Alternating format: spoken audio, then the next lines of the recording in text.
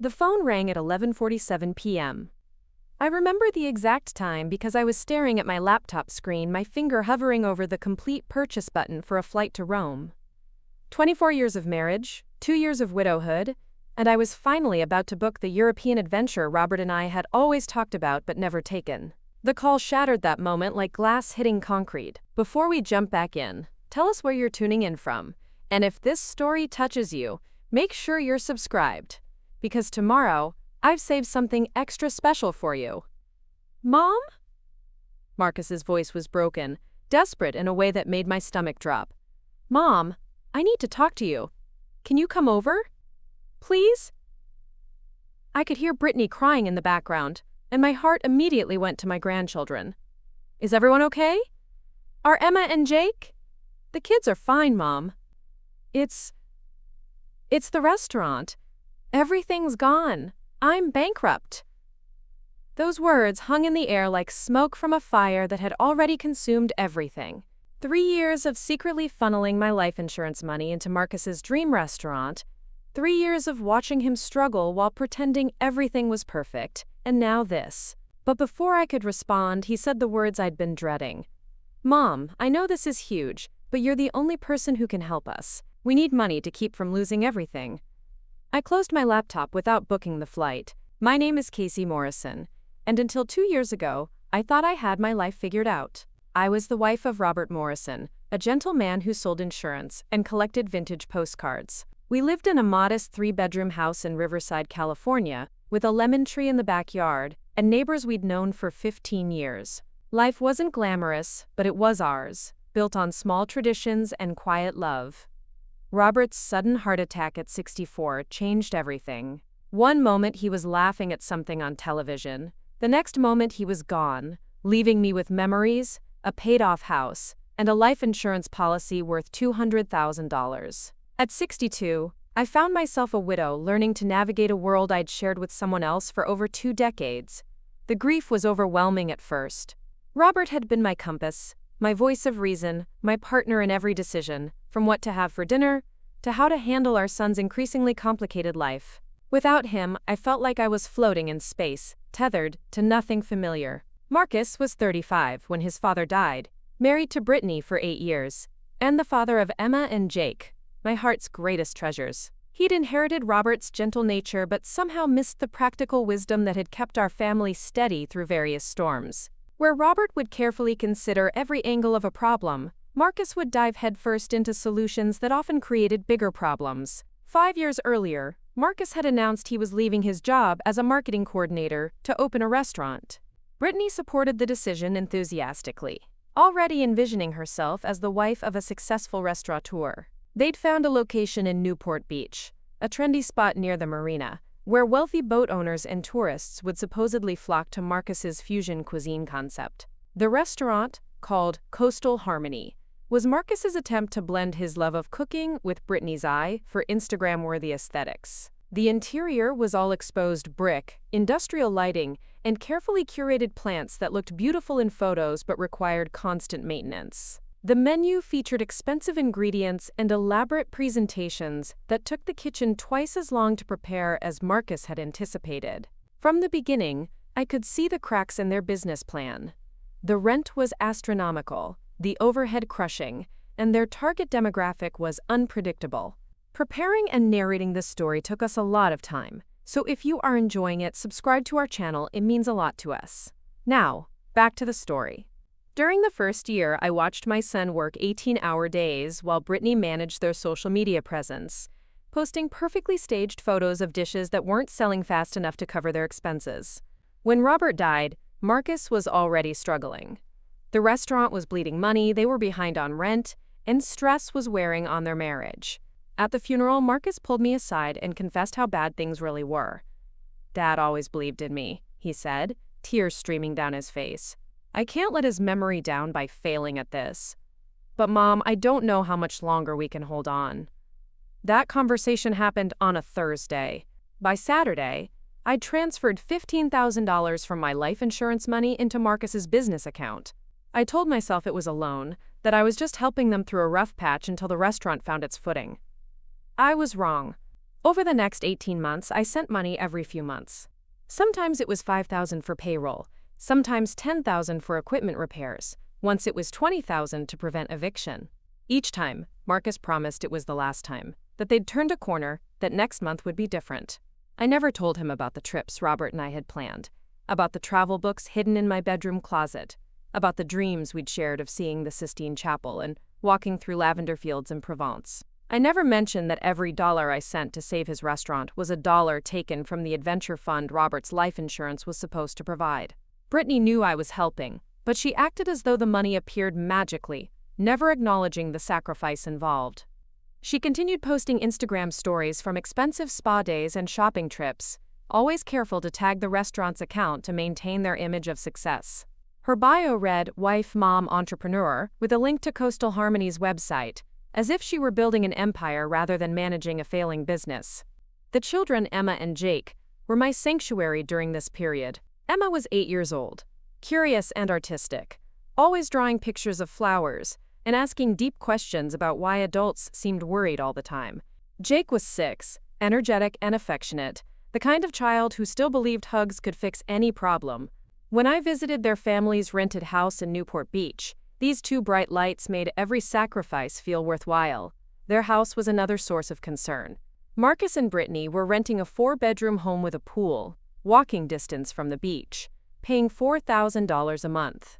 The rent alone was more than most people's entire salary, but Brittany insisted they needed the address for business networking and the space for entertaining potential investors. I bit my tongue every time I walked through their gleaming kitchen with its marble countertops and professional-grade appliances, knowing that my modest contributions were helping maintain a lifestyle that existed primarily for appearances.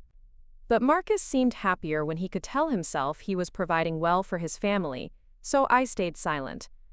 The pattern became routine. Marcus would call with increasingly creative euphemisms for needing money. "We're having cash flow challenges," or "there's a temporary gap in our projections," or "we just need bridge funding until the seasonal uptick." I would listen, calculate how much I could spare without touching the principal of my investment accounts, and transfer the money within hours. Robert's voice in my head grew quieter with each transaction. I could almost see him shaking his head, asking why I was enabling failure, instead of encouraging Marcus to face reality. But grief has a way of distorting judgment, and I told myself that supporting my son's dreams was what a loving mother should do. The restaurant limped along, occasionally having a good week that would give everyone false hope, followed by a month of slow nights and unpaid bills. Marcus hired and fired staff regularly, changed menu items based on online reviews, and constantly adjusted their marketing strategy. Nothing created the sustained success they needed. Brittany's social media presence became increasingly elaborate as the business struggled more. She posted daily content about entrepreneur life, sharing motivational quotes and behind-the-scenes glimpses of restaurant operations. Her followers, mostly other wives and local food enthusiasts, seemed to believe Coastal Harmony was thriving. The disconnect between online perception and financial reality was staggering. During family dinners at their house, the conversation always circled back to the restaurant. Marcus would share exciting plans for expansion, catering contracts that were almost confirmed, or food critics who were very interested in reviewing them. Brittany would add details about promotional campaigns and influencer partnerships she was developing. I would nod and smile, writing mental checks for expenses I suspected they were already counting on me to cover. The hardest part was watching Emma and Jake absorb the tension their parents tried to hide. Emma started asking why Daddy was always tired, and Jake began having nightmares about monsters taking away their house. Children sense financial stress even when adults think they're being discreet, and these two innocent souls were paying an emotional price for their parents' struggling business. My own life during this period was a study in contrasts. Publicly, I was the supportive mother, proud of Marcus's entrepreneurial spirit and optimistic about the restaurant's future. Privately, I was a woman approaching her mid-60s, watching her financial security and dreams disappear into a business venture that showed no signs of becoming sustainable. I stopped talking about travel with friends, stopped browsing vacation websites, stopped imagining the adventures Robert and I had planned. Instead, I spent evenings researching restaurant industry statistics and small business failure rates, trying to understand whether Marcus's struggles were temporary or symptomatic of deeper problems. The numbers weren't encouraging. Most restaurants fail within their first year, and those that survive face constant challenges with thin profit margins, high labor costs, and unpredictable customer demand. Marcus was trying to succeed in one of the most difficult industries, in an expensive location, without sufficient capital or experience. The romantic idea of owning a restaurant was colliding with harsh economic realities. Friends my age were talking about retirement plans, downsizing their homes, and taking cruises with their grandchildren. I was liquidating certificates of deposit to keep my son's business afloat, hoping each contribution would be the one that finally turned things around. The isolation was perhaps the most difficult aspect of this situation. I couldn't confide in friends about the true extent of my financial involvement without betraying Marcus's privacy. I couldn't seek advice about whether I was helping or enabling without admitting that I might be making a terrible mistake. So I carried the burden alone, making decisions that affected my future based on love, hope, and an increasingly desperate desire not to watch my son fail. By the time Marcus called that night in November, I had sent him nearly $90,000 over 18 months. My savings account was depleted, my travel fund was gone, and I was starting to consider whether I needed to return to work to maintain my own financial stability. But I hadn't told him about the European trip Robert and I had planned. I hadn't mentioned that his father's life insurance was supposed to fund adventures we'd dreamed about, but never prioritized while we were busy raising children and building careers. I hadn't explained that every dollar I sent to save his restaurant was a dollar taken from experiences I would never have another chance to pursue. That night, staring at my laptop screen with my finger hovering over the complete purchase button for a flight to Rome, I finally understood what Robert would have said about the situation. He would have asked why I was sacrificing my future for Marcus's present, why I was enabling poor decisions instead of allowing natural consequences to teach valuable lessons. The phone call changed everything, but not in the way Marcus expected. For the first time in 18 months, I was going to have to choose between my son's wants and my own needs. And after 2 years of widowhood, I was finally ready to choose myself. The drive to Newport Beach that night took 45 minutes, long enough for me to rehearse conversations I'd been avoiding for months. Long enough to remember the woman I used to be before grief and guilt convinced me that being a good mother meant sacrificing everything for my adult child's dreams. Long enough to realize that Robert's life insurance wasn't just about money. It was about honoring the life we'd built together and the dreams we'd shared, even if I would have to pursue them alone. The house in Newport Beach was dark, except for the porch light, when I arrived that night. Marcus met me at the door, his hair disheveled and his eyes red-rimmed from what I assumed was a combination of exhaustion and tears. He looked older than his 35 years, carrying the weight of failure in his shoulders and the desperate hope of salvation in his expression. "Mom, thank God you came," he whispered, pulling me into a hug that felt more like a lifeline than a greeting. I didn't know who else to call.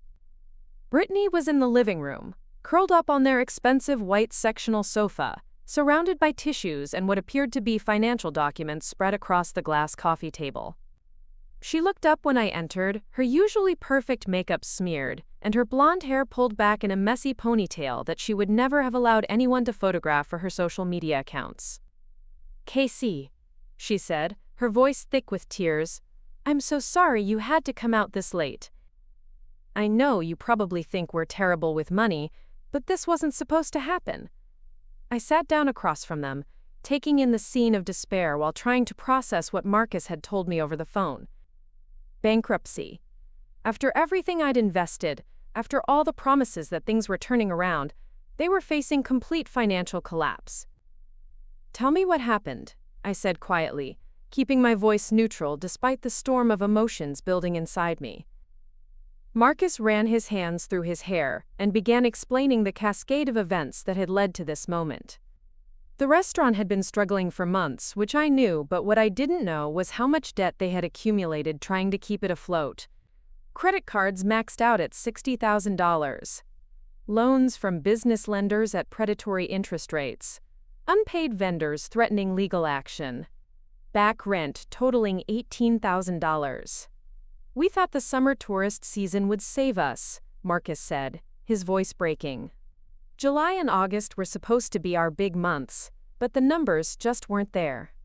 People aren't spending money on expensive dinners like they used to. Brittany picked up the explanation, her words tumbling out in a rush of justification and desperation. We tried everything, Kaycee. We changed the menu 3 times, hired a new chef, launched a delivery service, partnered with food bloggers. Nothing worked fast enough. As they talked, I began to understand the full scope of their financial disaster. The restaurant wasn't just failing.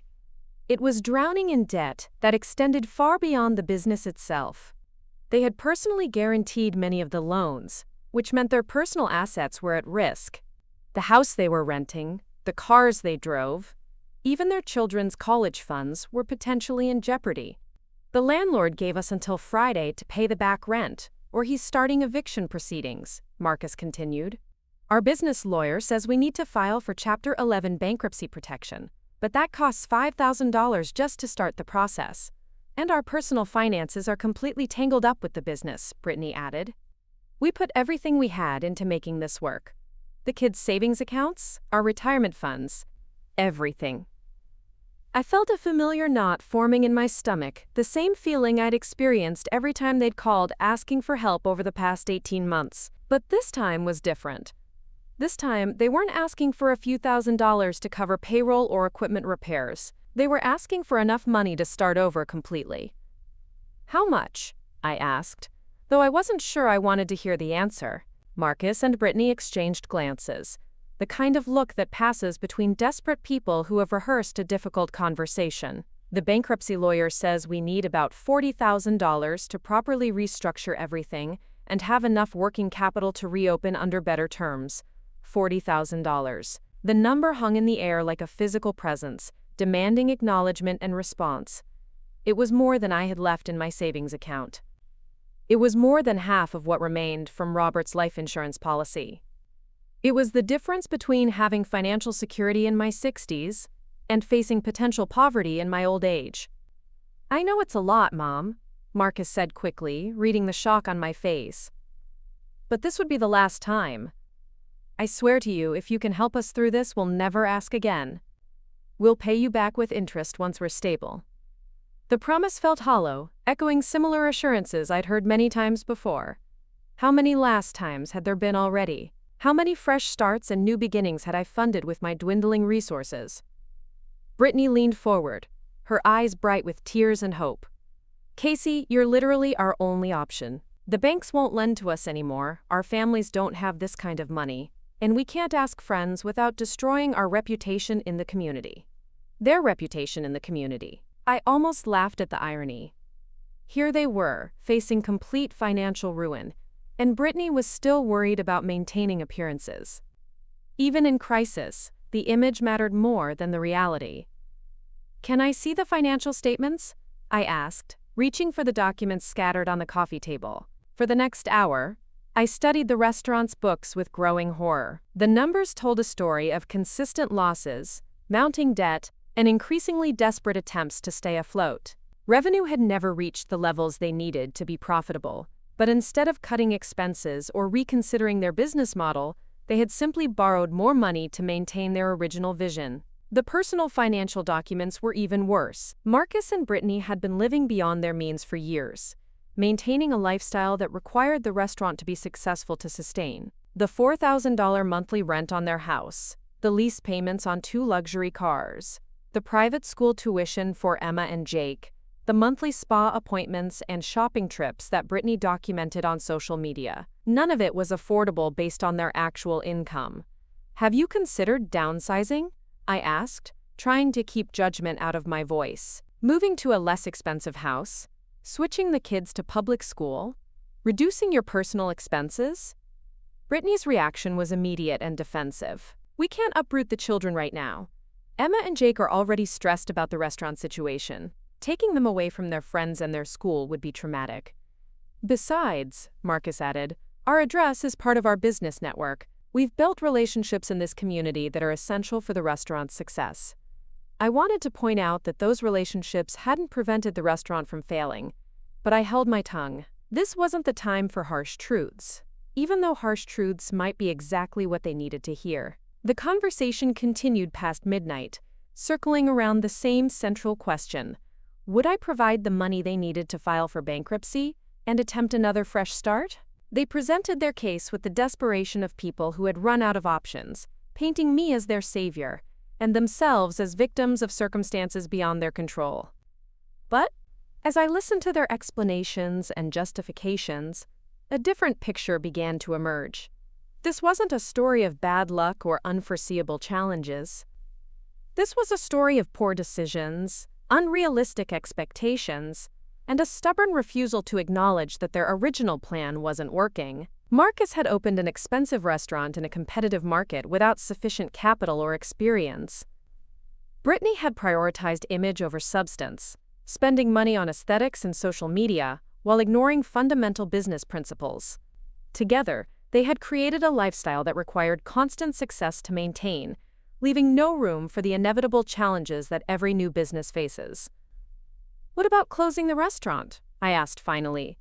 "Cutting your losses and starting over with something more manageable?" The suggestion was met with immediate resistance from both of them.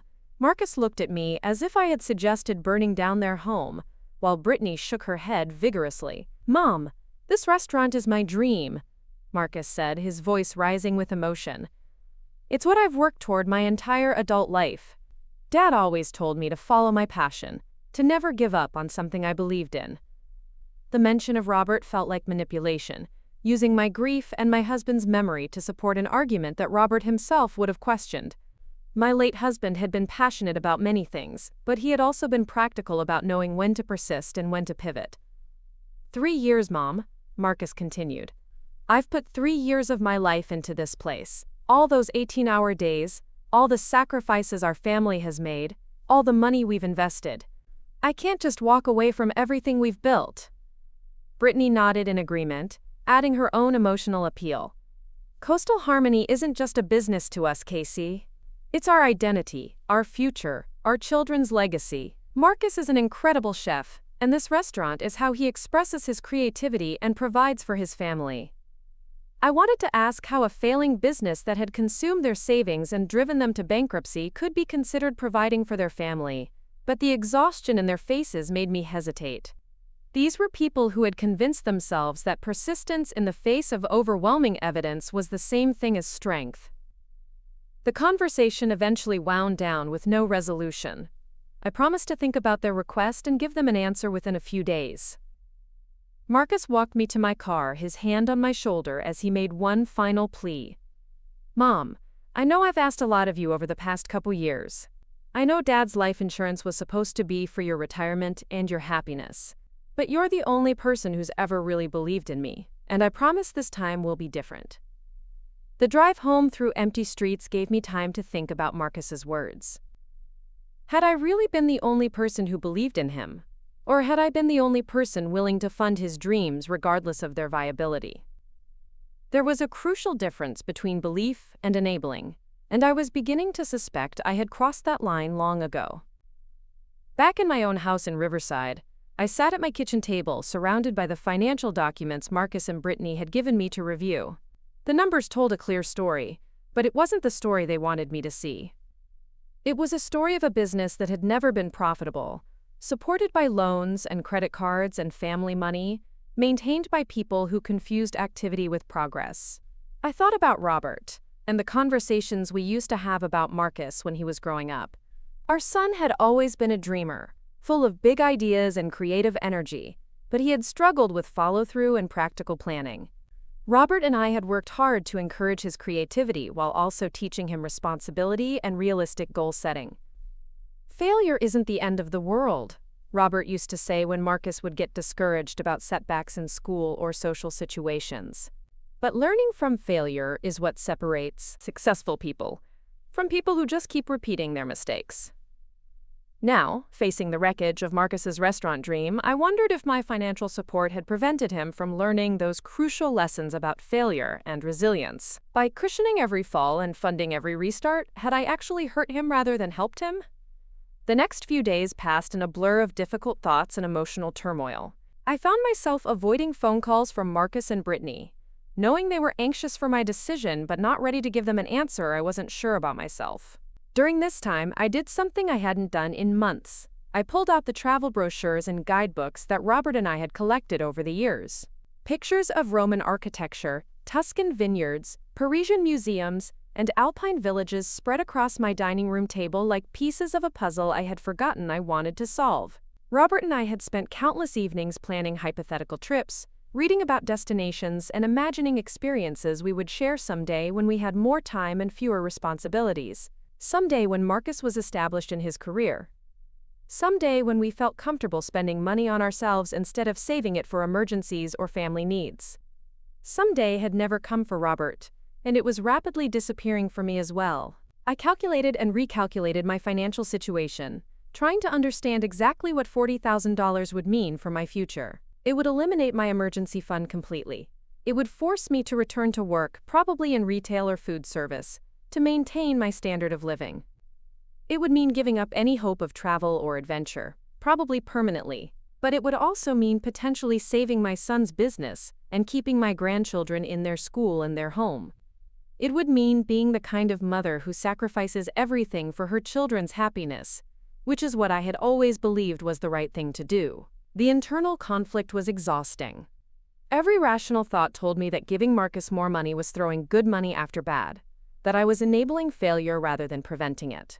But every emotional instinct told me that walking away from my son's crisis made me selfish and heartless. I called my sister Linda in Phoenix, the only person I trusted enough to discuss the situation honestly. Linda was 3 years older than me, a retired nurse who had raised 4 children and somehow managed to maintain her sanity and her sense of humor through decades of family challenges. "Kaycee," she said after I had explained the situation, "you're asking the wrong question. You're asking whether you should give Marcus the money. You should be asking whether giving him the money will actually help him." Linda's perspective was both compassionate and brutally honest. She pointed out that I had already given Marcus nearly $90,000 over 18 months, and his situation had only gotten worse. She asked whether I thought another $40,000 would somehow produce different results. "At what point do you stop being helpful and start being harmful?" she asked. "At what point does protecting him from consequences become preventing him from growing up?" The conversation with Linda clarified something I had been avoiding. This wasn't really about the money. This was about the kind of relationship I wanted to have with my adult son, and the kind of person I wanted to be in my remaining years. By Thursday evening, Marcus was calling multiple times a day, his voice becoming more strained and desperate with each message. The bankruptcy deadline was approaching, and they needed an answer. Brittany sent text messages with pictures of Emma and Jake, subtle reminders of what was at stake beyond just the restaurant. That night, I made a decision that surprised even me. Instead of calling Marcus with my answer, I booked the flight to Rome that I had been about to purchase when he called with his crisis. The trip would leave in 6 weeks, giving me time to prepare and them time to accept that I wouldn't be funding another restart. For the first time in 2 years, I was choosing my own dreams over my family's problems. For the first time since Robert's death, I was planning something that was entirely for my own happiness rather than someone else's security. The relief I felt was immediate and overwhelming. I hadn't realized how much stress I had been carrying. How much anxiety had built up around constantly being needed to solve other people's financial problems. The simple act of booking a trip for myself felt like reclaiming a part of my identity that had been lost in grief and obligation. But I also felt guilty, wondering if I was being selfish at a moment when my family needed me most. The conflicting emotions were intense and confusing, leaving me unsure whether I was finally making a healthy choice or a terrible mistake. Tomorrow, I would have to call Marcus and tell him my decision. Tomorrow, I would have to explain why his mother was choosing Italian museums over his business dreams. Tomorrow, everything would change between us, probably forever. But tonight, for the first time in months, I felt like myself again. Tonight, I felt like a woman with her own life and her own plans, not just a supporting character in other people's stories. Friday morning arrived with the weight of inevitability. I had spent the night rehearsing different ways to tell Marcus my decision, practicing conversations that always ended with hurt feelings and accusations. The coffee grew cold in my cup as I stared at my phone, knowing I couldn't delay this call any longer. Marcus answered on the first ring, his voice tight with anxiety. Mom, please tell me you have good news. The landlord is coming at 2 o'clock today for the back rent. And if we can't pay him, we're done. I took a deep breath, steadying myself for what I knew would be one of the most difficult conversations of my life. Marcus, I need you and Brittany to come to my house. We need to talk face to face. Can't you just tell me now? Mom, I'm literally shaking. The stress is killing me. Come to my house, I repeated firmly. Both of you. This conversation needs to happen in person. There was a long pause before Marcus agreed, his voice small and defeated. Okay, we'll be there in an hour. But Mom, please don't leave us hanging. We're desperate here. Those 60 minutes felt like the longest of my life. I walked through my house, touching objects that Robert and I had collected over the years, remembering the dreams we'd shared, and the sacrifices we'd made to build a stable life together. The travel brochures were still spread across my dining table, reminders of the adventures I was finally ready to pursue. When Marcus and Brittany arrived, they looked like people who hadn't slept in days. Marcus's usual confident demeanor was replaced by barely controlled panic, while Brittany appeared to have given up entirely on maintaining her polished appearance. They sat on my living room couch holding hands, presenting a united front of desperation. Mom, Marcus began before I could speak, I know what you're going to say. I know you think we should give up on the restaurant. But I've been thinking all night, and I have a new plan. I held up my hand to stop him. Marcus, I need you to listen to me without interrupting. I need to say something that's going to be hard for both of us to hear. Brittany's eyes filled with tears before I even began speaking, as if she already knew what was coming. Marcus leaned forward, his face a mixture of hope and terror. Over the past 18 months, I have given you nearly $90,000 to keep your restaurant afloat. That money came from your father's life insurance policy, money that was supposed to secure my future and fund the dreams Robert and I shared. Marcus started to speak, but I continued before he could interrupt. Every time you've called asking for help, I've said yes because I love you and I want you to succeed. But I've also said yes because I was afraid of disappointing you, afraid of being seen as unsupportive, afraid of watching you fail. Mom, you haven't been unsupportive, Marcus protested. You've been incredible. You've saved us over and over. No, I said firmly, my voice growing stronger with each word. I haven't saved you. I've enabled you. I've prevented you from learning the hard lessons that failure teaches. I've cushioned every fall and funded every poor decision, and look where it's gotten us. Brittany's tears were flowing freely now, but I couldn't let their emotions derail what I needed to say. The truth is, Marcus, your restaurant has never been profitable. Not once in 3 years. Every success has been temporary. Every improvement has been marginal. And every promise that things would be different has been broken. But this time really is different, Marcus said desperately. The bankruptcy will give us a fresh start. We can restructure the debt, renegotiate the lease, streamline operations. With what money? I asked pointedly. You're asking me to fund another restart with money I don't have to spare. You're asking me to risk my own financial security for a business that has already proven it can't sustain itself. The silence that followed was deafening. Marcus and Brittany exchanged glances, communicating without words in the way that long-married couples do. When Marcus finally spoke, his voice was barely above a whisper. So you're saying no? You're going to let us lose everything? I'm saying that I can't save you from the consequences of your choices anymore. I'm saying that continuing to fund a failing business isn't love. It's enabling. And I'm saying that at 62 years old, I need to think about my own future. Brittany suddenly spoke up, her voice sharp with anger. Your own future? Kaycee, we're talking about your grandchildren's home, their school, their stability. How can you put your comfort ahead of their well-being?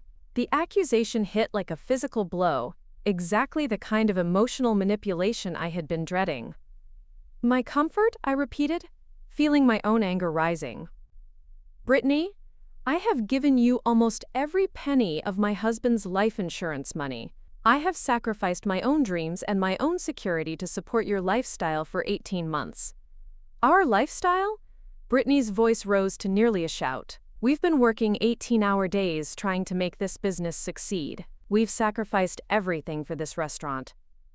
You've sacrificed everything except the $4,000 house, the luxury cars, the private school tuition, and the spa appointments you document on Instagram, I shot back, my patience finally snapping. You've been living like successful entrepreneurs while asking me to fund your failures. Marcus stood up abruptly, his face flushed with anger and embarrassment. Mom, that's not fair. We needed to maintain a certain image for the business. You can't build relationships in Newport Beach while living like you're broke. But you are broke, I said simply. You've been broke for months, and instead of adjusting your lifestyle to match your reality, you've been asking me to subsidize your pretense. The truth hung in the air like smoke, impossible to ignore or explain away. For the first time in our conversation, neither Marcus nor Brittany had an immediate response. They sat in stunned silence, forced to confront the gap between their self-perception and their actual circumstances. When Brittany finally spoke, her voice was cold and calculating. So what are you going to do with the money instead? Buy yourself a nice vacation while your son's business collapses. The question was meant to shame me, to make me feel guilty for considering my own needs. But instead of feeling ashamed, I felt a surge of clarity and strength. Yes, I said calmly. I'm going to Italy. I'm going to see the places your father and I dreamed about visiting together. I'm going to honor his memory by living the life we planned instead of spending his life insurance on a business that will never be profitable. Marcus stared at me in disbelief. You already booked a trip? While we're facing bankruptcy, you're planning a vacation? I booked the trip because you're facing bankruptcy, I corrected him. I booked it because I finally realized that giving you more money won't solve your problems, it will just delay them while making mine worse. The conversation that followed was brutal and heartbreaking. Marcus accused me of abandoning him at his moment of greatest need. Brittany accused me of being selfish and uncaring about my grandchildren's welfare. They painted me as a wealthy woman choosing luxury over family loyalty, conveniently forgetting that my wealth existed only because I had lived modestly and saved carefully for decades. I listened to their accusations without defending myself, understanding that their anger came from fear and desperation rather than genuine conviction. They were facing the collapse of everything they had built, and I was the only person they could imagine saving them. What are we supposed to tell Emma and Jake? Brittany asked through her tears. How do we explain to them that Grandma could have saved our home but chose not to? That question nearly broke my resolve. The thought of my grandchildren losing their stability was agonizing, and Brittany knew exactly how to weaponize my love for them. But I forced myself to remember that Emma and Jake weren't losing their home because of my decision. They were losing it because of their parents' decisions. You tell them the truth, I said quietly. You tell them that sometimes adults make choices that don't work out, and when that happens, families have to adjust and start over. You tell them that losing a house doesn't mean losing each other. Marcus shook his head in disbelief. I can't believe you're doing this. Dad would be ashamed of you. The mention of Robert was the final straw. Using my husband's memory to manipulate me into funding another financial rescue crossed a line I hadn't even known existed. My grief over Robert was still raw, still painful, and Marcus was exploiting it to get what he wanted. Don't you dare use your father against me, I said, my voice shaking with anger. Robert would have stopped this madness months ago. He would have told you to close the restaurant, cut your losses, and find a sustainable way to support your family. He would have been ashamed of me for enabling this disaster for as long as I have. The room fell silent except for the sound of Brittany's sobbing. Marcus sat with his head in his hands, the weight of failure and reality finally settling on his shoulders. For a moment, I felt sorry for them both, understanding that their dreams were dying and their world was collapsing. But I also felt something I hadn't experienced in months. Peace. The decision was made, the words were spoken, and the burden of constantly rescuing them was finally lifted from my shoulders. I love you both, I said softly. I love Emma and Jake more than my own life. But I cannot continue to fund a business that loses money every month while sacrificing my own financial security.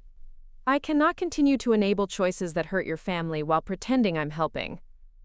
Marcus looked up at me with eyes full of pain and betrayal. So that's it? You're just going to let us fall? I'm going to let you land, I corrected him. There's a difference between falling and landing. Falling implies helplessness, but landing implies taking control and making the best of your situation. Brittany wiped her eyes and glared at me with unconcealed resentment. Easy words from someone who isn't losing everything. I lost everything when Robert died, I replied. I lost my partner, my best friend, my future as I had imagined it. But I didn't expect other people to rebuild my life for me. I had to figure out how to move forward on my own. The comparison clearly stung, highlighting the fundamental difference in how we approached crisis and loss. When tragedy struck my life, I had grieved and then adapted. When failure struck theirs, they expected rescue and funding. Marcus stood up slowly, his movements deliberate and controlled. I guess there's nothing left to say. Thank you for making your priorities clear. As they prepared to leave, Brittany turned back to face me one more time. I hope your trip to Italy is worth destroying your relationship with your son. I hope your bankruptcy teaches you lessons that my money never could, I replied calmly.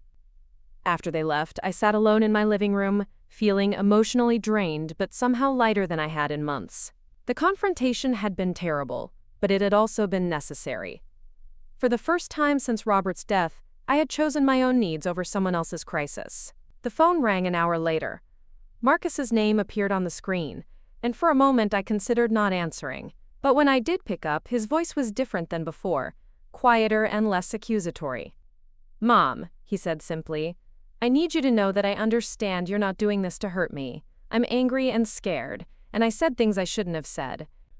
The apology was unexpected and touched something deep in my heart. I know you're scared, sweetheart. I know this feels like the end of the world. It does, he admitted. Everything I've worked for, everything I've believed about myself, it's all crumbling. And I don't know how to tell my kids that their daddy failed. You didn't fail, I said gently. You tried something difficult and it didn't work out the way you hoped. That's not failure, that's experience. We talked for another 20 minutes, and by the end of the conversation, some of the anger and hurt had dissipated. Marcus was still facing bankruptcy, and I was still going to Italy, but at least we weren't enemies. That evening, I called my sister Linda to tell her about the confrontation. She listened without judgment as I recounted the difficult conversation and the painful accusations. How do you feel? She asked when I finished. Terrible and relieved at the same time, I admitted. Terrible because I hate seeing Marcus suffer, but relieved because I finally stopped enabling him. That sounds about right, Linda said. Making healthy choices often feels terrible at first, especially when other people are invested in keeping you unhealthy. As I prepared for bed that night, I looked at the travel itinerary I had printed out earlier in the week. Rome, Florence, Venice, the Amalfi Coast. Places Robert and I had dreamed about but never prioritized. Adventures we had postponed until someday. For the first time in 2 years, someday was finally coming. The silence in my house after Marcus and Brittany left felt different than the usual quiet of living alone. It wasn't the peaceful solitude I had grown accustomed to since Robert's death, but rather the heavy stillness that follows an earthquake, when everything appears normal but the ground beneath your feet has fundamentally shifted. I spent the weekend in a strange state of suspended animation, knowing that somewhere across town, my son and his family were facing the complete collapse of their financial world, while I sat in my modest home planning a European adventure. The guilt was overwhelming at times, followed by waves of relief so intense they left me feeling dizzy. Monday morning brought the first real consequence of my decision. Marcus called at 7:30, his voice hollow and mechanical as he delivered the news I had been expecting. We filed for bankruptcy this morning, he said, without preamble. Chapter 7, not Chapter 11. Our lawyer said we don't have enough assets or income potential to restructure. We're liquidating everything. The finality in his voice was devastating. Chapter 7 bankruptcy meant complete surrender, not the reorganization and fresh start that Chapter 11 would have provided. They were losing everything, and there would be no comeback story, no phoenix rising from the ashes. Marcus, I'm so sorry, I said, meaning it completely despite my certainty that I had made the right choice. The restaurant equipment gets auctioned off next week. The landlord is taking possession of the space immediately. 3 years of my life. Just gone. I wanted to comfort him, to say something that would ease his pain without undermining my decision. But what words exist for a moment like this? How do you console someone whose dreams have died when you could have prevented it but chose not to? "What about the house?" I asked, though I suspected I already knew the answer. "We have 30 days to find somewhere else to live. The bankruptcy trustee is handling the car repossessions. We get to keep one vehicle and whatever personal belongings fit in it." The scope of their loss was staggering. In less than a week, they would go from living in a 4-bedroom house near the beach to searching for an apartment they could afford on whatever income Marcus could generate without the restaurant. The children would lose their school, their friends, their entire familiar world. "Where will you go?" I asked. "We don't know yet." Brittany's parents offered to let us stay with them temporarily, but their place in Arizona barely has room for Harold and Vivian, let alone 4 more people. My friend Dave said we could crash at his apartment for a few weeks, but that's not a long-term solution with kids. The conversation continued for 20 minutes, with Marcus sharing details about legal proceedings and asset liquidation that painted a picture of complete financial devastation. Throughout it all, his tone remained eerily calm, as if he were discussing someone else's crisis rather than his own. "Marcus," I said finally, "you're handling this with incredible strength. I know it doesn't feel that way, but the person I'm talking to right now is stronger than the person who opened that restaurant 3 years ago." "I don't feel strong, Mom. I feel like a complete failure, like I've destroyed my family's life chasing a dream that was never realistic." "Dreams aren't realistic," I said gently. "That's what makes them dreams. But that doesn't mean pursuing them is wrong, even when they don't work out the way we hoped." After we hung up, I sat in my kitchen staring at the travel brochures that were still spread across my table. The images of Italian landscapes and ancient architecture seemed almost obscene in light of my family's crisis. How could I justify spending thousands of dollars on personal pleasure while my grandchildren were losing their home? The internal debate that followed was brutal. Every rational thought told me that my decision was correct, that enabling Marcus further would have only delayed the inevitable while destroying my own financial security. But every emotional instinct screamed that good mothers sacrifice everything for their children, regardless of the consequences. I called my friend Margaret from the gardening club, needing to talk to someone who wasn't emotionally invested in my family drama.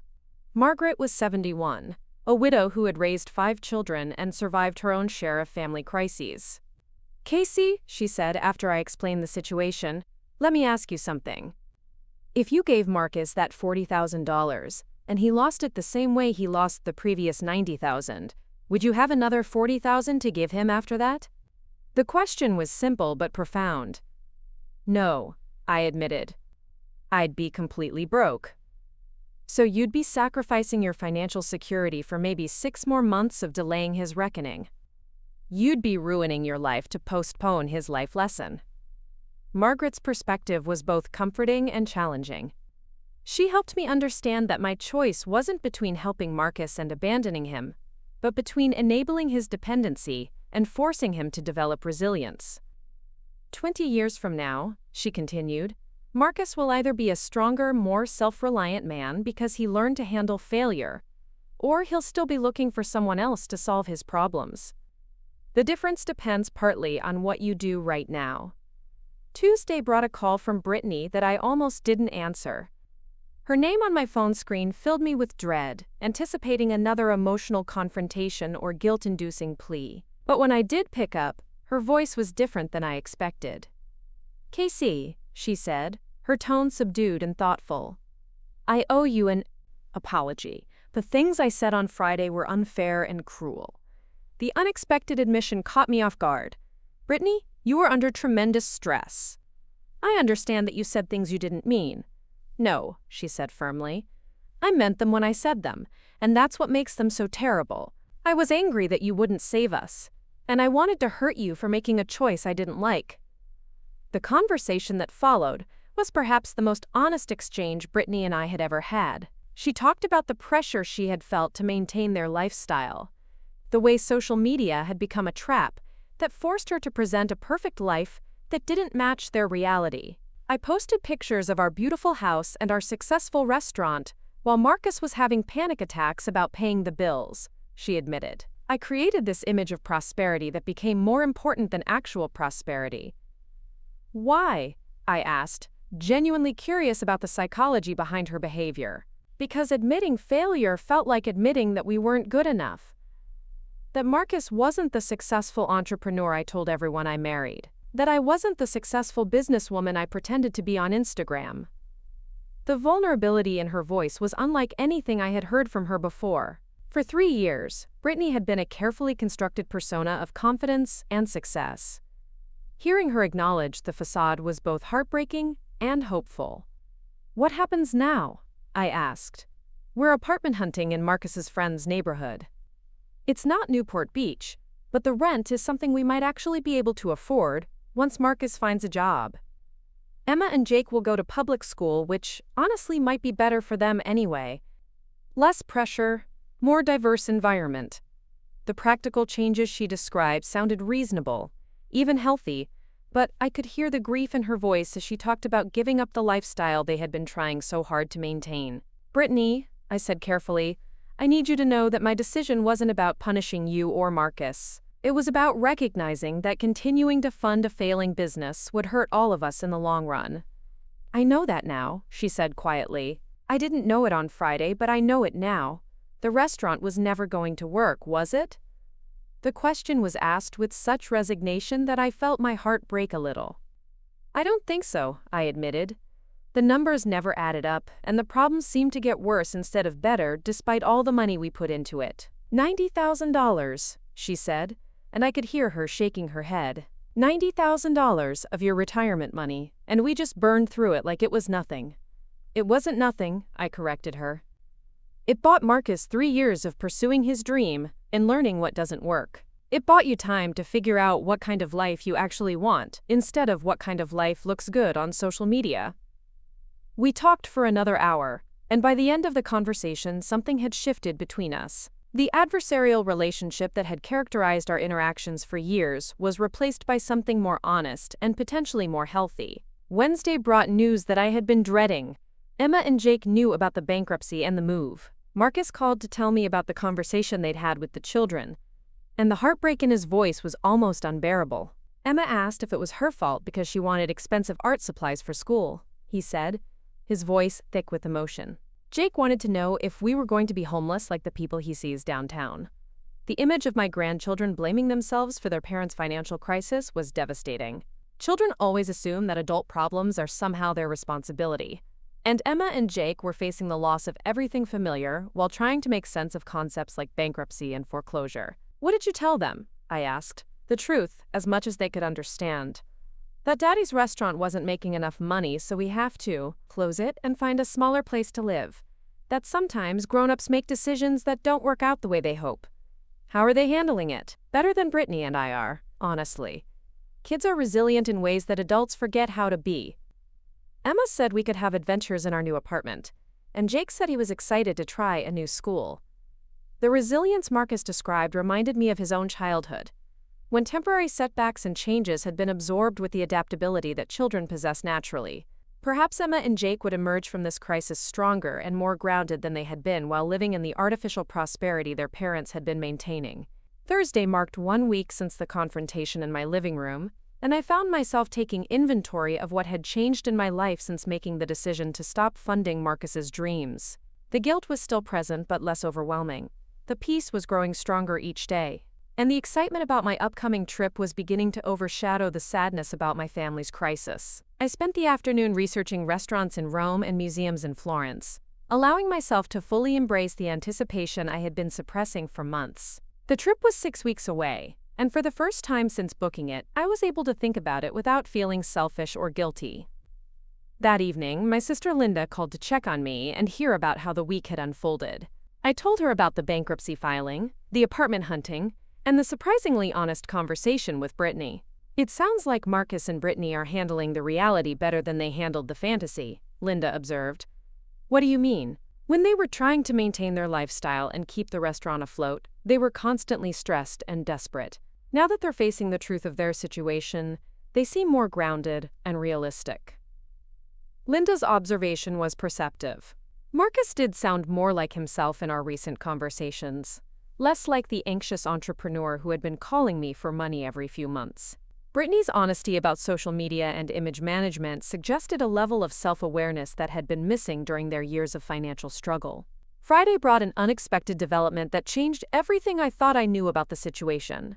Marcus called with news that was both shocking and illuminating. "Mom," he said, his voice carrying a strange mixture of excitement and embarrassment. "I got a job offer, a really good one."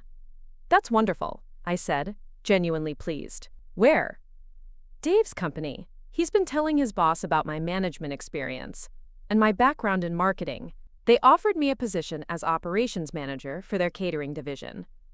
The job, as Marcus described it, was exactly the kind of opportunity that could provide stable income and growth potential without the risks and overhead of restaurant ownership. The salary was modest but steady, with health insurance and retirement benefits that Marcus hadn't had as a business owner. "The crazy part is," Marcus continued, "I'm actually excited about it. Not the desperate excitement of trying to save a failing business, but genuine enthusiasm for doing work that I'm good at without having to worry about whether I can pay rent." "That's amazing, sweetheart. When do you start?" "Monday. And here's the thing, Mom. The stress relief is incredible. For the first time in 3 years, I'm going to go to work and come home without lying awake all night worrying about payroll and bills and customer reviews." As Marcus talked about his new job, I realized that the bankruptcy might be the best thing that had happened to him in years. The constant pressure of keeping a failing business alive had been destroying his mental health and his family relationships. Losing everything had freed him to pursue opportunities that were actually sustainable. "There's something else," Marcus said, his tone becoming more serious. "I need to thank you for not giving us the money." Quote. The statement was so unexpected that I was momentarily speechless. "What? If you had given us $40,000, we would have dragged this disaster out for another 6 months or a year. We would have kept throwing good money after bad, kept living in denial about the restaurant's problems, kept teaching Emma and Jake that failure isn't acceptable." "Marcus!"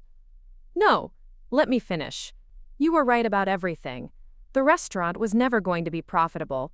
We were living beyond our means and expecting you to subsidize our delusions. You saved us from making an even bigger mess of our lives." The gratitude in his voice was overwhelming, especially after the anger and accusations of the previous week. To hear him acknowledge that my painful decision had actually helped rather than hurt was vindication of the most profound kind. "I'm proud of you for finding work so quickly," I said, meaning it completely. "Dave says the company is growing fast, and there's real potential for advancement. In 5 years, I could be making more money than the restaurant ever generated, with none of the stress and risk." Saturday brought a family gathering that I had been both anticipating and dreading.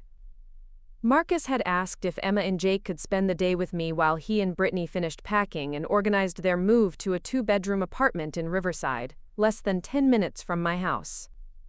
When the children arrived, they seemed remarkably untroubled by the upheaval in their lives. Emma had drawn pictures of their new apartment, complete with colorful furniture and a garden she planned to start in pots on the balcony. Jake was excited about the public school playground, which had equipment that his private school lacked. "Grandma," Emma said as we worked together in my garden, "Daddy says we're going to live closer to you now. Does that mean we can visit more often?" "I hope so," I said, feeling my heart swell with love for this resilient child. "I'm glad we don't have to worry about money anymore," Jake announced while building elaborate structures with my old set of blocks. "Daddy and Mommy fight a lot less when they're not worried." The children's perspective on their family's crisis was both heartbreaking and enlightening. They had absorbed the stress of their parents' financial struggles without understanding the details, and the resolution of that stress was more important to them than the material losses they were experiencing. We spent the afternoon baking cookies and reading stories, simple pleasures that didn't cost anything but created memories that would last forever. When Marcus came to pick them up that evening, the children ran to him with excitement about their day rather than sadness about their changing circumstances. "They're amazing," Marcus said, watching Emma and Jake gather their drawings and leftover cookies. "More resilient than their parents, that's for sure." As they prepared to leave, Marcus pulled me aside for a private conversation. "Mom, I want you to know that I understand why you're going to Italy. You've spent 2 years taking care of everyone else, and you deserve to take care of yourself. Thank you for saying that. I mean it. Dad would want you to see those places you talked about. He would want you to live your life instead of just supporting other people's lives." The blessing Marcus was giving me meant more than I could express. For months, I had struggled with guilt about pursuing my own dreams, while my family faced difficulties. To have his permission, his encouragement even, felt like a gift I hadn't known I needed. Sunday evening brought one final conversation that crystallized everything that had changed over the past week. Brittany called to give me their new address and phone number, but the conversation quickly moved beyond practical details. "Kaycee," she said, "I've been thinking all week about the person I became while we were trying to save the restaurant. The lies I told myself and others, the way I prioritized image over reality, the way I treated you when you were helping us more than anyone else ever had. Brittany, you are under tremendous pressure. That's an explanation, not an excuse. I want you to know that I'm committed to being different going forward. More honest, more grateful, more focused on what actually matters instead of what looks good online." The sincerity in her voice was unmistakable, and I found myself believing that this crisis might have taught her valuable lessons about authenticity and priorities. "I've decided to take a break from social media," she continued. "All those followers, all those carefully staged photos, none of it was real. It was just a performance that trapped us in a lifestyle we couldn't afford. What will you do instead? Focus on my family. Maybe look for a part-time job once we're settled in the new place. Teach Emma and Jake that success isn't about having expensive things or living in the right neighborhood." As the conversation wound down, Brittany asked a question that surprised me with its thoughtfulness. "Are you excited about Italy?" "I am," I admitted, feeling a surge of anticipation that I had been suppressing for weeks. "Good. You should be excited. You've earned the right to pursue your own happiness." After we hung up, I sat in my living room surrounded by travel guides and itineraries, finally allowing myself to fully embrace the adventure that lay ahead. In 6 weeks, I would be walking through ancient Roman ruins and admiring Renaissance art in Florence. I would be living the dreams that Robert and I had shared, carrying his memory with me to places we had always wanted to see together. The cost of this trip wasn't just financial. It had required me to choose my own needs over my family's wants, to prioritize my future over their immediate crisis. But as I reflected on the week that had passed, I realized that everyone had benefited from my difficult decision.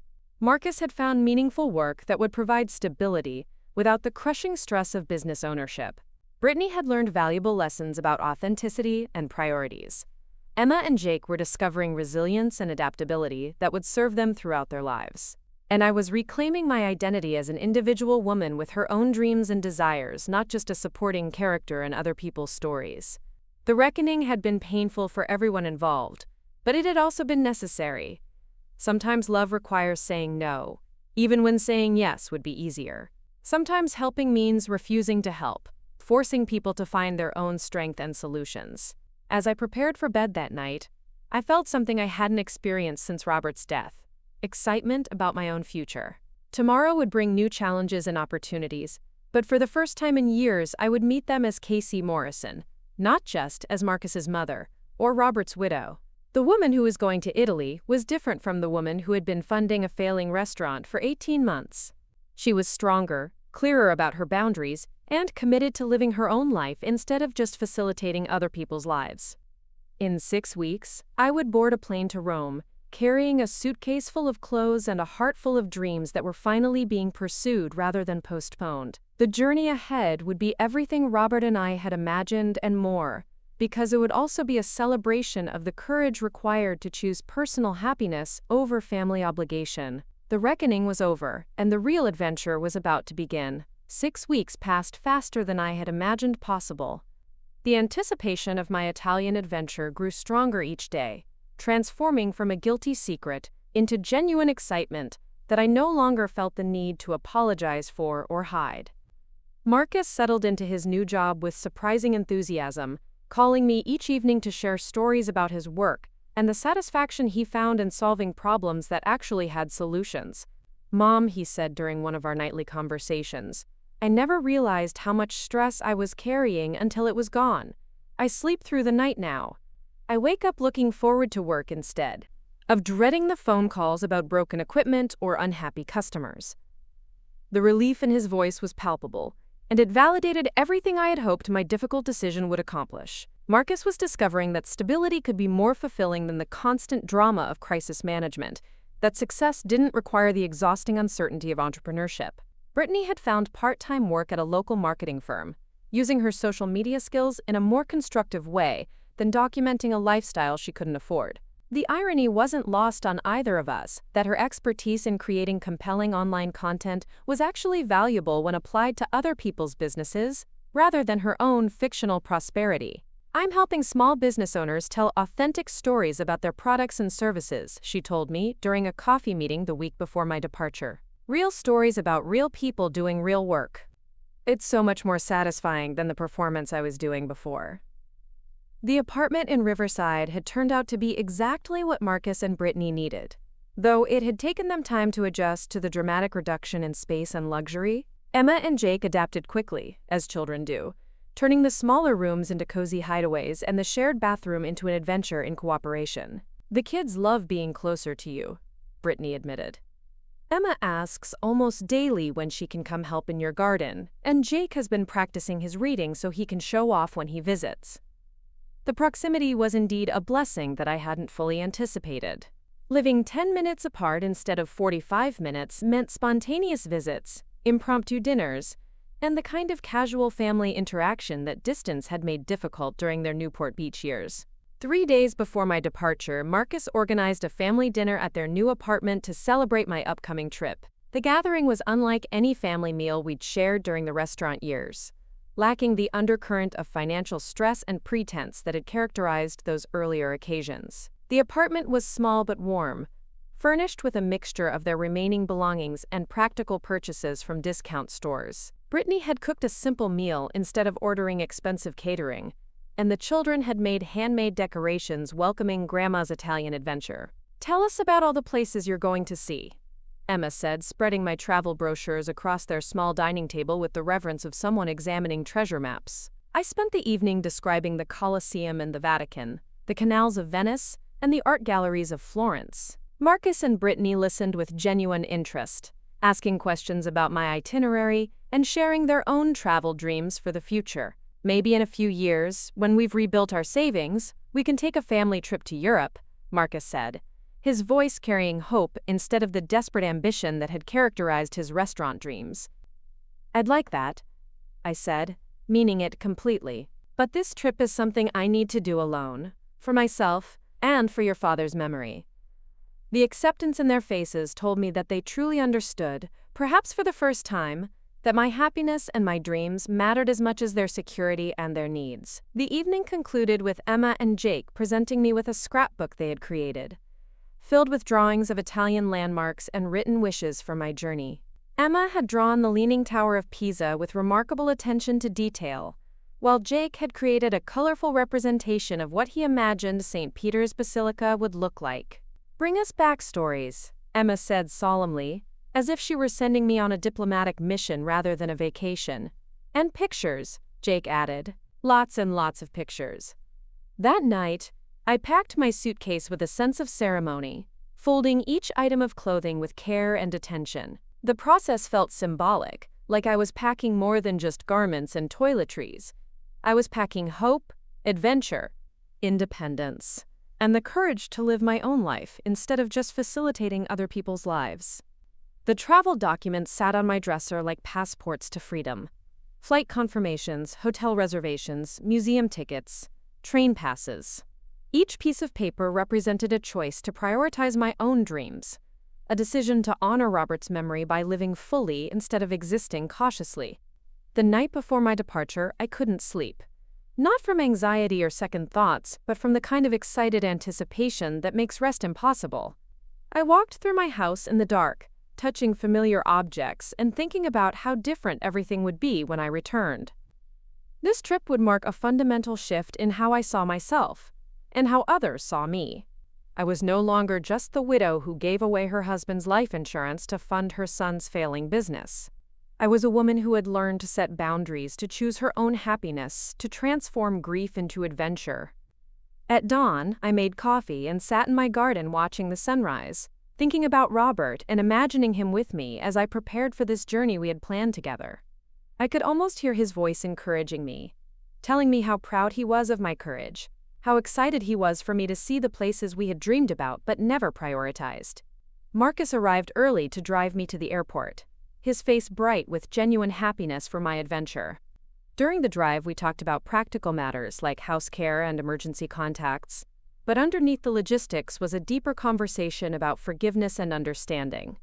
"Mom," he said as we pulled into the airport parking garage, "I need you to know that you saved our family by not saving our business." The statement was profound in its simplicity, capturing the paradox of love that sometimes requires saying no in order to truly help. "I'm proud of you for rebuilding your life on solid ground," I replied. "And I'm grateful that you understand why I had to choose myself this time." The goodbye at the security checkpoint was emotional, but not sad. Marcus hugged me tightly, whispering wishes for safe travels and amazing experiences. As I walked away toward my gate, I felt his love and support, rather than guilt or obligation. The flight to Rome was my first international travel experience since Robert's death, and every moment felt significant. From the excitement of takeoff to the anticipation of landing in a country I had only seen in photographs, the journey itself was part of the transformation I was experiencing. Sitting in my window seat at 35,000 feet, I opened the journal I had brought to document my experiences. The first entry was simple but meaningful. "Today I choose adventure over security, dreams over duty, personal happiness over family obligation. Today I honor Robert's memory by living the life we planned together, even though I must live it alone." Rome exceeded every expectation I had harbored during months of research and anticipation. The ancient architecture was more magnificent than photographs could capture, the food more delicious than guidebooks could describe, the energy of the eternal city more intoxicating than I had imagined possible. On my second day, standing in the Pantheon surrounded by 2,000 years of history, I felt Robert's presence more strongly than I had since his funeral. Not the sadness of his absence, but the joy of his memory, the celebration of dreams finally being pursued rather than perpetually postponed. I spent 3 days in Rome, walking miles each day despite my 62-year-old legs, determined to see everything we had planned to see together. The Colosseum at sunrise, the Vatican museums in the afternoon, the Trevi Fountain at midnight. Each sight was more breathtaking than the last, each experience a gift to both my present self and Robert's memory. The train to Florence was comfortable and scenic, carrying me through Tuscan countryside that looked exactly like the postcards Robert used to collect. Rolling hills covered with vineyards, ancient villages perched on hilltops, cypress trees standing like sentinels against azure skies.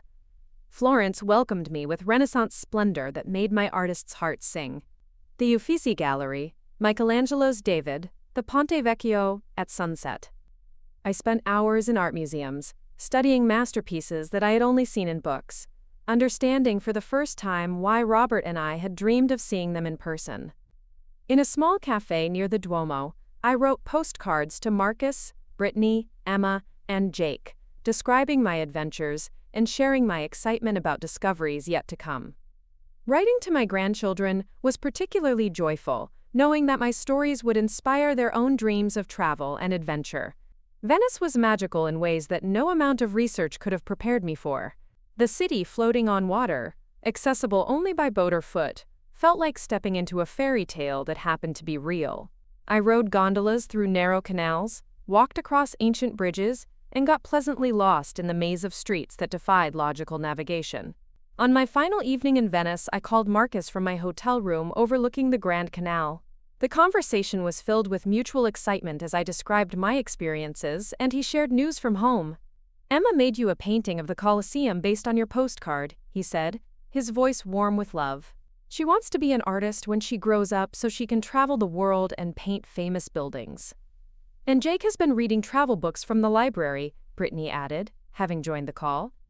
He announced that he's going to save money for a trip to Italy when he's older. The impact of my adventure on my grandchildren was deeply satisfying, knowing that my courage to pursue my dreams was inspiring them to develop their own aspirations for exploration and discovery. The journey to the Amalfi Coast was my final destination, the culmination of 3 weeks of experiences that had transformed me in ways I was still discovering. The dramatic coastline, with its cliffside villages and azure Mediterranean waters, was the perfect ending to a journey that had been both pilgrimage and celebration. Sitting on a terrace in Positano, sipping wine and watching the sunset paint the sky in shades of gold and crimson, I reflected on everything that had changed since that November night when Marcus called asking for bankruptcy money. The woman who had almost funded another doomed rescue operation was gone, replaced by someone who understood that love sometimes requires difficult choices, that enabling can disguise itself as generosity, and that personal happiness is not selfish when it's balanced with appropriate care for others. The guilt that had haunted me for months was finally gone, replaced by pride and the courage required to choose my own dreams over my family's immediate wants. The fear that I was abandoning my son had been proven false by his successful transition to stable employment and healthy family life. Most importantly, the grief that had defined my existence since Robert's death had transformed into something more complex and ultimately more hopeful. I would always miss my husband, but I was no longer trapped by that missing. I was free to honor his memory by living fully, to carry his love with me into new adventures and experiences. On my final night in Italy, I wrote a long letter to Robert, describing everything I had seen and experienced, sharing my gratitude for the life insurance that had made this journey possible, and promising to continue pursuing the dreams we had shared. The flight home was bittersweet, filled with satisfaction about experiences gained and slight sadness about adventure concluded. But as California came into view below, I felt excitement about returning to my family and my life, with new perspective and renewed energy. Marcus was waiting at the airport with Emma and Jake, their faces bright with anticipation for my stories and their grandmother's return. The children rushed to hug me, chattering with questions about everything I had seen and done. "Did you really see the Pope?" Jake asked with wide-eyed wonder. "Did the Mona Lisa look like the pictures?" Emma wanted to know. During the drive home, I shared highlights from my journey while the children listened with rapt attention, already planning their own future adventures based on my descriptions of Italian wonders. "Mom," Marcus said as we pulled into my driveway, "you look different, happier, more like yourself than you've been since Dad died." His observation was accurate in ways that went beyond physical appearance. The trip had restored something essential that had been lost in months of crisis management and family rescue operations. I had rediscovered my identity as an individual woman with her own dreams and desires, not just a supporting character in other people's stories. The following weeks brought a new rhythm to my life and my relationships with family. Marcus and Brittany continued thriving in their modest but sustainable lifestyle, with regular family dinners that focused on connection rather than financial stress. Emma and Jake became frequent visitors, spending afternoons in my garden and evenings listening to stories about Italian adventures. Their excitement about travel and exploration filled me with pride, knowing that my courage to pursue personal dreams was inspiring them to develop their own aspirations. "Grandma," Emma said during one of her visits, "when I grow up, I want to be brave like you and travel to places that seem impossible." "What makes a place seem impossible?" I asked, curious about her perspective. "Places that cost money and require courage," she said with the wisdom that children sometimes possess in abundance. The insight was profound, capturing the dual barriers that had prevented me from pursuing my dreams for so long. Financial resources were necessary but not sufficient. Courage was required to prioritize personal happiness over family obligation, individual dreams over collective needs.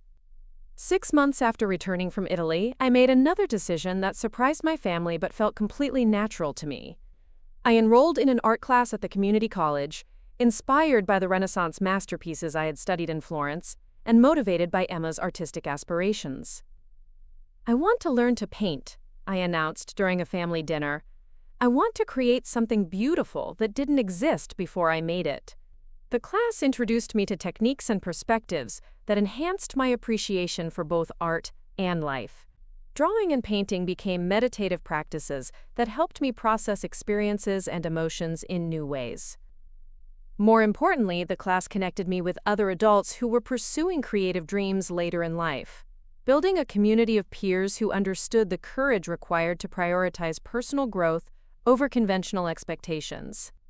A year after my trip to Italy, Marcus approached me with a proposition that demonstrated how completely our relationship had been transformed by the difficult choices we had both made. "Mom," he said during one of our weekly coffee meetings, "Brittany and I have been saving money for a family vacation. We'd like to invite you to join us for a week at the beach this summer. Not because we need your financial help, but because we want your company." The invitation was meaningful, precisely because it came with no hidden agenda, no underlying request for financial assistance, no manipulation disguised as inclusion. They wanted my presence rather than my money, my companionship rather than my rescue. "I'd love to join you," I said, meaning it completely. The beach vacation was everything a family trip should be: relaxing, fun, and focused on creating memories rather than managing crises. Emma and Jake delighted in building sandcastles with their grandmother, while Marcus and Brittany enjoyed the luxury of adult conversation without financial stress. "Remember when we used to worry about everything all the time?" Brittany said during a quiet evening on the beach, watching the children play in the surf. "I remember," Marcus replied. "I also remember thinking that success meant having the biggest house and the most impressive business. Now I think success means sleeping well at night and looking forward to tomorrow." The transformation in their perspectives was as profound as my own journey from enabler to independent woman. We had all learned valuable lessons about the difference between wants and needs, between image and authenticity, between enabling and truly helping. 2 years after my decision to choose Italy over bankruptcy funding, our family had settled into new patterns that were healthier and more sustainable than anything we had experienced during the restaurant years.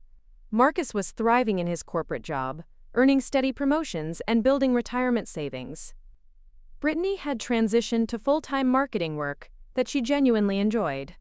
Emma and Jake were excelling in public school, developing friendships and interests that had nothing to do with social status or expensive advantages. And I had become someone I barely recognized from the woman who had sat in her kitchen that November night, finger hovering over a complete purchase button for a Roman adventure she felt too guilty to pursue. The woman I had become was stronger, clearer about boundaries, and committed to living her own life instead of just facilitating other people's lives. She traveled regularly, pursued creative interests, maintained meaningful friendships, and loved her family without sacrificing her individual identity. During a recent conversation with my sister Linda, she observed that my decision to stop funding Marcus's restaurant might have been the best thing I had ever done for our entire family. "You forced everyone to grow up," she said. "Marcus learned to work within his means, Brittany learned to be authentic instead of performative, and you learned to prioritize your own happiness." It was terrifying at the time, I admitted. I was so afraid of damaging our relationships by choosing myself over them. "But you didn't choose yourself over them," Linda corrected. "You chose healthy relationships over unhealthy ones. You chose enabling them to become self-sufficient over enabling them to remain dependent." The distinction was crucial, capturing the difference between selfishness and self-care, between abandonment and appropriate boundaries. Looking back now, I understand that the phone call asking for bankruptcy money was never really about saving Marcus's restaurant. It was about learning to say no when saying yes would hurt everyone involved. It was about choosing long-term health over short-term comfort. It was about refusing to sacrifice my future for someone else's past mistakes.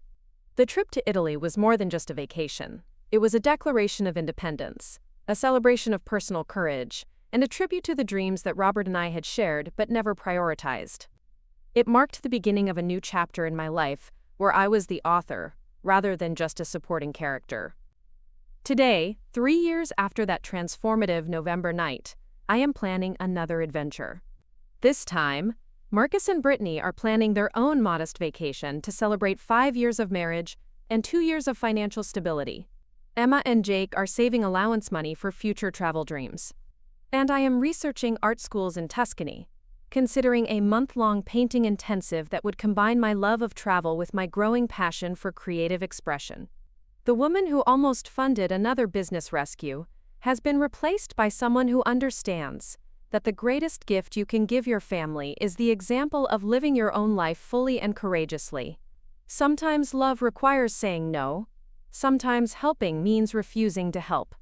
Sometimes the most generous thing you can do is choose your own happiness over other people's immediate wants. My story began with a crisis that felt like the end of everything. It transformed into an adventure that became the beginning of everything I had never imagined possible. Up next, you've got 2 more standout stories right on your screen. If this one hit the mark, you won't want to pass these up. Just click and check them out.